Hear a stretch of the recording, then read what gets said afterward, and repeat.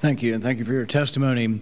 I think there is no greater responsibility for any legislator than the debate over when we send our brave young men and women to war. The Constitution is quite clear that this responsibility lies with Congress. Madison wrote in the federal papers when describing the congressional authority requirement, he wrote that the executive branch is the branch most prone to war, and therefore we have, with studied care, vested that power in the legislature. I think for 5 months we've been derelict in our duty. I think we have had great leaders in our past. When FDR came the day after Pearl Harbor, he came before a joint session of Congress to ask for war. George W. Bush came within 2 weeks after 9/11 to a joint session of Congress with the same request. I think this president has been derelict. But I think at the same time there's enough blame to go around for Congress, who's also been derelict in their duty. There's been some gnashing of teeth that some senators had the temerity to offer this as an amendment to the water bill. Had we not offered this as an amendment to the water bill, there would be no debate over war at this point. So I accept that blame as a badge of honor and pledge to continue in the new Congress and to amend any bill that comes before the Foreign Relations Committee with the use of authorization of force until we do finally have a debate and a vote before the full Congress, as we should. There was some discussion, and you have said the administration is opposed to a geographic limit. Some on our side are basically for no limits at all. But after watching what has happened in the last 15 years and watching the gymnastics, the mental gymnastics that tries to use an authorization of force that was intended to be used against those who attacked us on 9/11 to say ISIS has anything to do with them, I think is an absurd notion and an argument for why we need to be very careful what authorization we give and very strict in what authority we give to the president. For example, the administration, through your testimony, says they believe no geographic limit. Senator Udall brought forward a great example. He said, you know what? There are groups in Libya, Algeria, Yemen, and Saudi Arabia who have pledged allegiance to the Islamic State. And I'm going to give you a chance to revise your answer because you very quickly said, of course, that's why we need no geographic limit. Okay, tomorrow, Medina, Saudi Arabia pledges their allegiance to ISIS.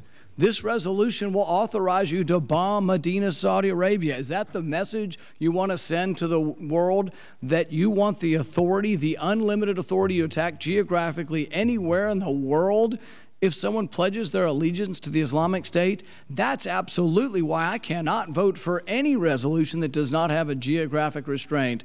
And realize the message we send, if that's the message we're sending, that if Medina or Mecca pledges allegiance to the Islamic State, they are open to being bombed by the United States. That is a very, very scary and I think a wrong-headed message to be sending to the Middle East.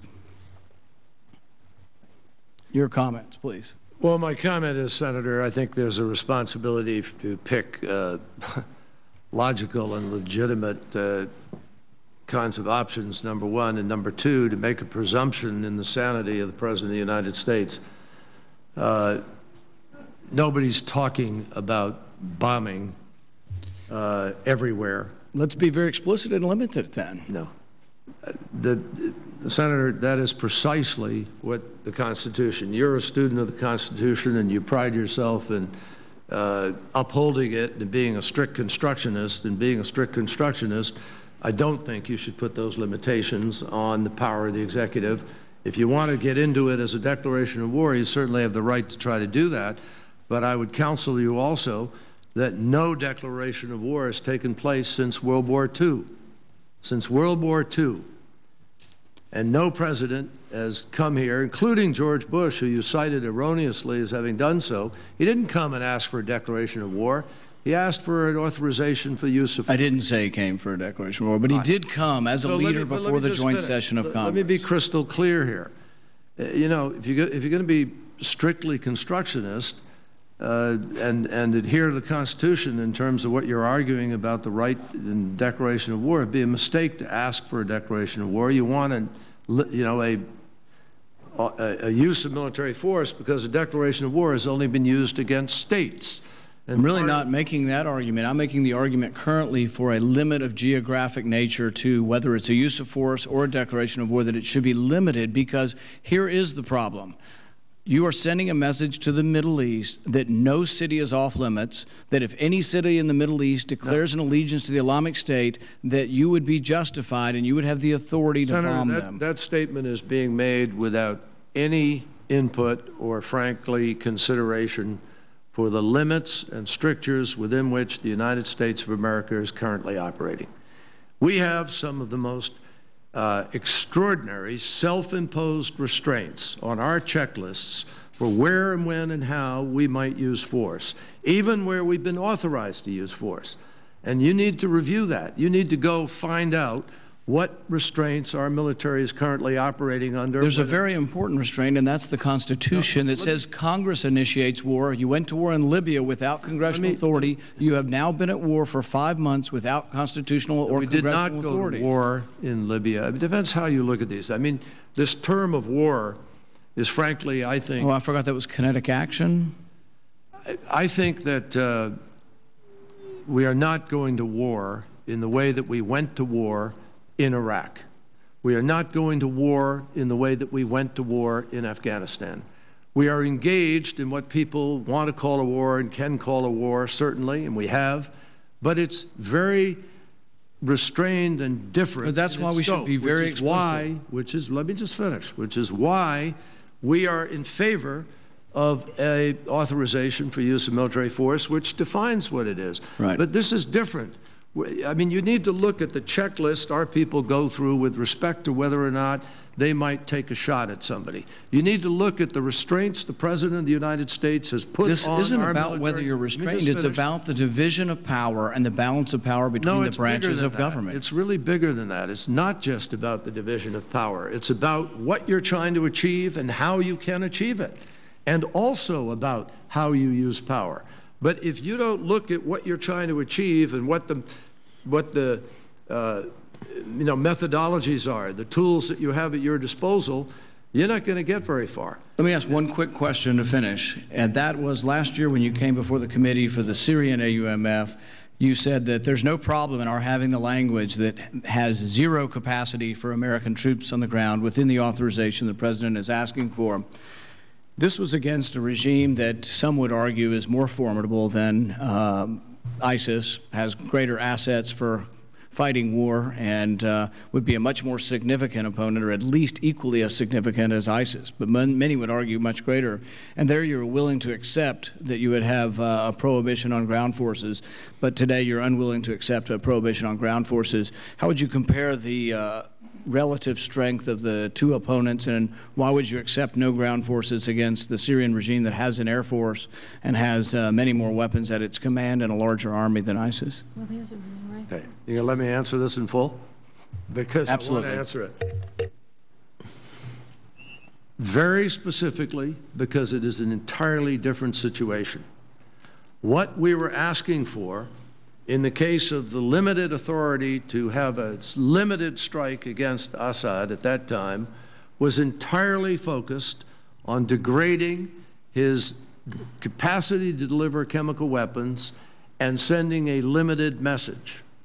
And we came here with great specificity about the serious limitations on what we were seeking. So asking for that, allowing that restraint at that time had no imposition on the capacity to carry out the mission. The mission was going to be without troops, without ground forces. It was designed that way, it would have been executed that way, and we were losing absolutely nothing whatsoever in the potential, because we had no intention of putting forces in to do what we were going to do and achieve what we were going to achieve. Now, but that sounds similar to your statements that you've made about this war. No, because the President acknowledges, as any president would, as all of our military would. Ask any of the people who are being asked to implement this strategy whether they feel comfortable knowing that they've been limited in what option might or might not be available to them if they had to do it. Now, the President has made it clear it's not his policy. And I've never seen anybody more adamant about that and more clear in every statement he's made. They were all quoted by Senator Kaine 5 times or 4 times in the month of September. He's reiterated it.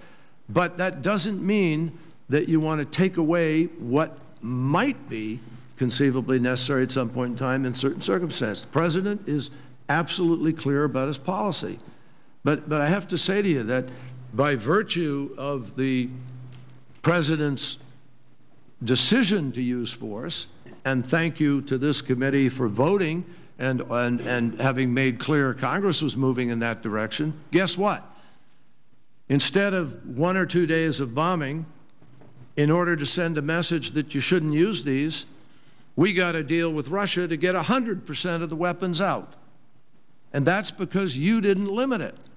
You left it open. No. And there was a question that we might, in fact, do what we said we were going to do. That was actually, that's another moment where, for the first time in history, during a conflict, we have removed all the known declared chemical weapons from a country. And believe me, thank God we did, because today ISIL is in there controlling half the country, and imagine what would happen if they'd gained control of those chemical weapons. So it's a completely different situation, Senator, where you have a very limited goal, limited stated, and you're willing to live under it, and the executive says, I'll live under it. Here, you have an executive who doesn't have as limited a goal, but who said already he's going to limit his means of achieving the goal, but doesn't want to be hamstrung in every other way with respect to the constitutional authority. But for those of us who fear another time. Iraq war, that's why we're concerned about limiting this. I well understand that. I know both of you